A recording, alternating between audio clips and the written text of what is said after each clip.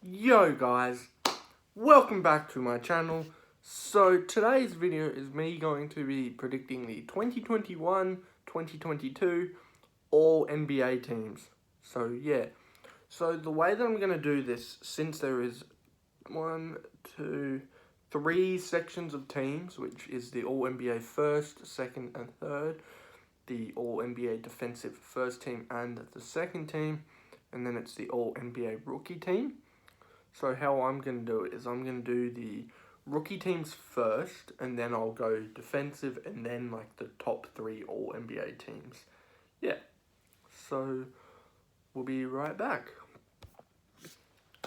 So first up is the all NBA rookie second team, which is the team below the first team. That makes sense. Yeah, so I'm not going to go into much detail about who's in the team. I'm just going to tell you who's there, what position I selected them in, and who they played for. Yeah. So at the guard spots, I have Jalen Suggs, who was like the 4th or 5th pick to the Orlando Magic. If I'm completely wrong, I'm sorry.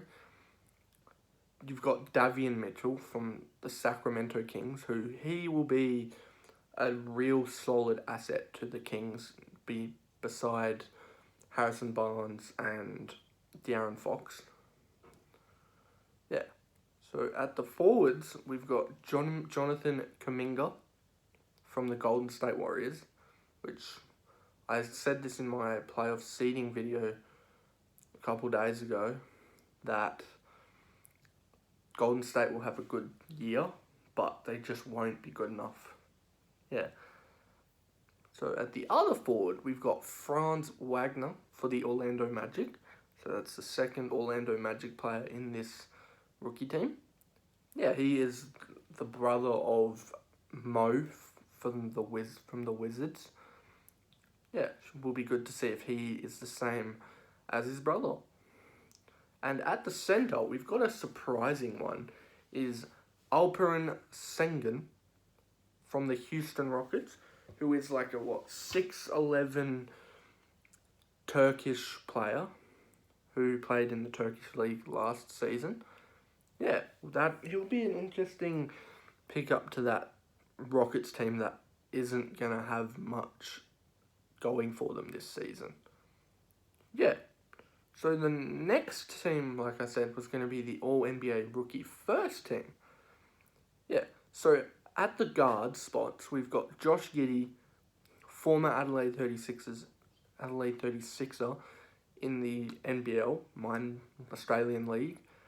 Yeah, who is now playing for the Oklahoma City Thunder, which with him, he has been a good asset towards the Thunder already. He's got, 16, 8, and 5 or something in a preseason game? Yeah, he will help that Thunder team massively, but Thunder just won't do enough. The other guard is Cade Cunningham from the Detroit Pistons, which, let me say, I don't know much about this whole 2021 draft class, but all of them, or most of them, are going to be solid contributors to the team that they're at. Yeah. So at the forward, we've got Jalen Green from the Houston Rockets. That's another limelight for the Houston Rockets. The other forward is Scotty Barnes for the Toronto Raptors, which, once again, I haven't seen much highlights of this guy, but he seems like he's going to fit that spot that Kawhi Leonard left 2 years ago before he went to the Clippers. Yeah, and he's hopefully going to be there for his whole career. At the center is Evan Mobley from the Cleveland Cavaliers, which he looks like a dominant big man who's going to help the Cavs a lot. Yeah, so that's the all-rookie teams. Yes! So the next category of team is the all-NBA defensive teams. Yes, so I'm going to smash through this real quickly again. Yeah, so at one of the guard spots, we've got Lonzo Ball for the Chicago Bulls, which with him, he's always been a good defender, but we're going to see the best from him this year with a new system, new players, just a whole new setup of country, even though it's not a country, it's a state. Yeah. So next to him at the other guard spot would be probably one of the most controversial ones I've done. It is Mr. Australian, but he hasn't played for Australia yet, Ben Simmons from the Philadelphia 76ers as of right now, the 15th of October. Yeah. So with him, he has always been a good defender since he came into the league, but the whole situation around him just not knowing what club what team he'll be at by the time the season starts, and if he plays for the 76ers, which I hope he kind of will, but I don't know. Yeah, so that's Ben Simmons. At the forward spots, we've got Mr. Draymond Green from the Golden State Warriors. You know, he's been in like the all defensive teams for like the past 4 years or something, which he will help that Golden State team with James Wiseman when he comes back. Yeah, but that whole Golden State team is looking better than last season. Kawhi Leonard is the other forward for the Los Angeles Clippers. But once again, this one was a bit of a difficult one to pick, just because that Leonard might not be at the Clippers from the start of the season because he's still injured from an injury he had in the playoffs of last season, which was only 5 or so months ago when you think about it. Yeah. And at the center is dominant big man Joel Embiid from the 76ers. With him, he will probably let the Simmons controversy just go, even though, because there's always been some feud between Simmons and Embiid, which will be interesting to see if that's heightened or Embiid just plays ball, goes out there, plays his natural game, and just waits for whatever happens. Yeah, so that's why he is the center on the second team of all NBA defense. So, we have reached the all NBA defensive first team. At the guard spots, we've got Mr. Drew Holiday from the Milwaukee Bucks, which he made the all defensive team last season with a whole new team, which he went to the Bucks from the Pelicans. Next to him is Marcus Smart from the Boston Celtics. You know, he's been probably one of the most aggressive defenders that the league has seen in years. He will definitely be up there as a defensive player again, but I don't know. He could even win Defensive Player of the Year. Who knows? The forward spots are Anthony Davis from the Los Angeles Lakers and Giannis Antetokounmpo from the Milwaukee Bucks, which with Giannis, he has been, once again, a good defensive factor for that Bucks team, because he can grab steals, he can grab blocks, he can grab rebounds, he can just kind of do everything on the defensive and offensive end. Yeah, but with Davis, he has always been one of those players that's always been around like the top 5 defensive players since like 2018, which with Davis, now that Dwight Howard's back to the Lakers, it'll be interesting to see how they play. If they play Davis at the center, Carmelo at the 4, Ariza at the 3 when he comes back. Yeah, so that's why Davis is in my all-defensive team. And lastly, it is Mr. Shut the League Down 2 years ago. I should probably stop referencing that because I'm sorry, Rudy. Yeah, it is Rudy Gobert from the Utah Jazz, which his 7 foot wingspan is incredible. he's another one of those defenders like Davis who has always been in the whole defensive player of the year conversations. Yeah, that's why Rudy Gobert is my centre for the first team. We'll be back for the All NBA third team, second and first.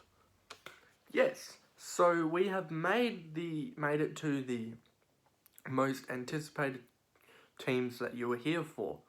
Yeah, so like I said before, I'm going to try and smash through this real quickly, just get through it as quick as possible with not much mentions about why they're in there. Yeah. So at the guard spots, I've got it being Russell Westbrook from the Los Angeles Lakers. So the reason I have him in the third team and not any higher is just because a lot of the guards around the league are dominant. Like, they're as good as Westbrook, but I think Westbrook will have a down-ish year from where he has been, but he'll still be dominant just because of the teammates he has around him, being LeBron, AD, Trevor Ariza when he comes back, and then you've got DeAndre Jordan, you've got LeBron, yeah. So next to him is James Harden from the Brooklyn Nets, which I don't know. I don't have to explain why he's in here because he's always been a good force. But I think with the possible disappearance of Kyrie for this season because of the vaccine mandate that's needed in Brooklyn and everything, he might not play games at all. So I think James Harden is going to have to do a lot more attacking potential or just be more of a one man. Yeah. At the forward spots, we've got DeMar DeRozan from the Chicago Bulls. I just think he's going to have a bounce back season with a new team, a new state, newer players around him. Yeah. And Julius Randle from the New York Knicks. I think with how he had a breakout season last year, winning Most Improved, it's going to be difficult for him to replicate that again. But that Knicks team is looking to be something special. They might not make the playoffs, but they'll be around there. Yeah. So, like I said, the Knicks are going to be good. At the centre, we've probably got an unlikely player for here. I have it being Karl Anthony Towns from the Minnesota Timberwolves. I think he's just going to be a big body for that Timberwolves team that'll just scrape them into the playoffs. And they might go deep, they might not. Yeah. So the second team is going to be at the guard spots. It is Damian Lillard from the Portland Trail Blazers. You know him. He's just great. And at the other guard, it is Devin Booker from the Phoenix Suns. So with this one, I was torn between putting Booker in the third team instead of Harden and then switching them around. But I thought Booker, he'll have another exceptional year with Chris Paul next to him. The Suns will do some wonders again, but might not make the finals again. At the forwards, we've got Jason Tatum from the Boston Celtics, which might be a surprising one for him to be in the second. And the other forward is LeBron James from my Los Angeles Lakers. I'm not being biased here or nothing, but I just think he's not going to have as good of a season as last year, but he'll still be wonderful. Will still average like 20 plus and probably close to 10 rebounds. Yeah. And the centre for the second team is Joel Embiid from the 76ers. Like I said, with the defensive reason, he is just going to go play ball, not give a shit about the Ben Simmons situation, hopefully, and then he'll take the Sixers to the playoff spots. Yes. So the most anticipated team of all of these, it is the All-NBA first team. At the guard spots, we've got Luka Doncic from the Dallas Mavs. You know why he's here. young, good, gonna lead the Mavs to hopefully something special this year. Next to him is veteran shooting guard / point guard Steph Curry from the Golden State Warriors. I think he's gonna have a breakout season again, or because he's had a little of a down year, but with Clay coming back halfway through the season, Curry's gonna look like his old self. Just wait.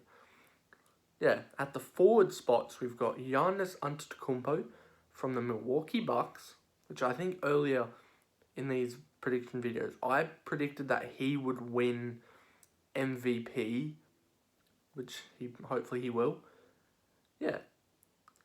He's going to be good on the defensive end. The offensive end, just he'll help around everywhere like he did last season.